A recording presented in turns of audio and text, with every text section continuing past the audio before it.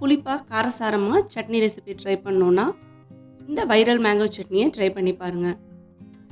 சூடு பண்ணி 1 teaspoon oil சேர்த்துட்டு புளிக்காத மாங்காய் 1, 3 மீடியம் சைஸ் தக்காளியை இந்த மாதிரி பாதி பாதியாக கட் பண்ணி சேர்த்துக்கலாம்.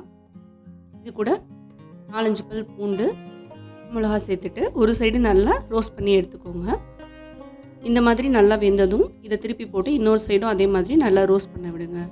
இந்த எண்ணெயிலே இந்தளவுக்கு நல்லா ரோஸ்ட் ஆனதும் இதை தனியாக எடுத்து நல்லா ஆற வச்சுட்டு முதல்ல தக்காளி, பூண்டு, பச்சை மிளகா சேர்த்துக்கலாம். அதுக்கு நான் மாங்காயிலேருந்து பல்ப் மட்டும் தனியாக எடுத்து மிக்ஸி ஜாரில் சேர்த்துட்டு ஒரு மீடியம் சைஸ் வெங்காயம், 1 டீஸ்பூன் தனி மிளகாய் தூள், கொஞ்சமாக உப்பு, கருவேப்பிலை, கொத்தமல்லி சேர்த்து இந்த அளவுக்கு நல்லா தண்ணி ஊற்றாமல் இதுக்கான பேஸ்ட்டாக அரைச்சி எடுத்திங்கன்னா சூப்பரான வைரல் மேங்கோ சட்னி ரெடி. சூடான இட்லி, தோசை, சப்பாத்திக்கு சூப்பராக இருக்கும். ட்ரை பண்ணி பாருங்கள். மோர் ரெசிபீஸ்க்கு வீடியோவை லைக் பண்ணிவிட்டு சேனலை சப்ஸ்கிரைப் பண்ணி வச்சுக்கோங்க.